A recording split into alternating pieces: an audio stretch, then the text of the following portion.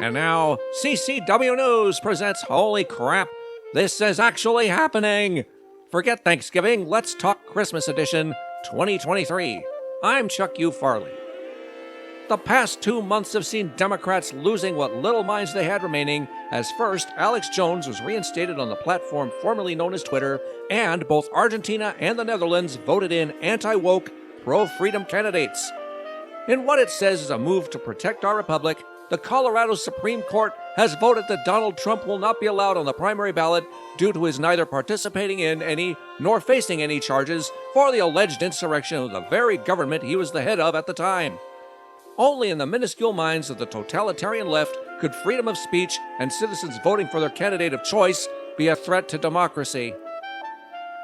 Meanwhile, the same Ivy Leaguers who have spent the last 7 years calling Trump literally Hitler while meekly succumbing to the same institution's draconian mask and vaccine mandates are now marching in the streets demanding the extermination of the Jews. Of course, they have the full support of the leaders of these institutions, who are all on record admitting that they do not consider calling for genocide a hate crime, but writing mean things on a wall in chalk is. I wish I were making this up. Vladimir Putin has stated that he's open to a ceasefire, but Zelenskyy is too busy counting his stacks of U.S. tax dollars to consider it. As if two hot wars aren't enough, Houthi militants in Yemen have been launching missiles at trade ships in the Red Sea.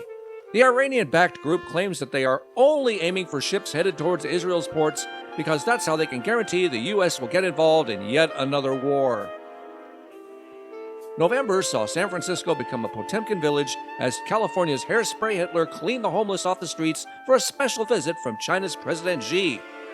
When asked why he couldn't clean up the streets for the taxpayers who built them, because it looks like he only did so temporarily to impress the socialist dictator, Newsom hissed, quote, "Yes, it's true, because it's true," end quote. The press is oddly uncurious as to where Newsom stuffed the street people and how long it will take for them to return Frisco to its street toilet glory. Of course, the cabbage in chief had to attend the festivities to pretend to ask the communist leader to please ease up on poisoning our citizens with fentanyl and TikTok. But from falling asleep in meetings to calling Xi a dictator to his face, Biden stumbled, bumbled, and failed in his mission so hard that even Blinken couldn't blink.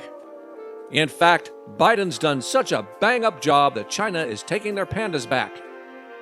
I swear, I am not making this up. Biden's failure in foreign affairs pale in comparison to his failures domestically, particularly at the border. One could argue, however, that his open-door policy is more by design than by lack of action, as he first demanded that Texas remove all razor wire and water barriers, and then instructed authorities not to stop or even track invaders overtaking the southern border.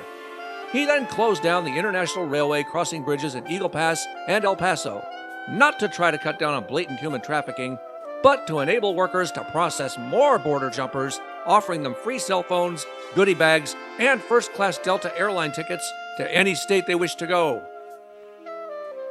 Liberals in Ohio took some time off from demanding genocide of the Jews to celebrate their state ratifying infanticide up to and including birth so they may legally genocide the blacks. Throughout Europe, Christian churches are having to beef up security or shut down holiday worship altogether due to deadly threats from violent Islamic organizations because, of course, they are.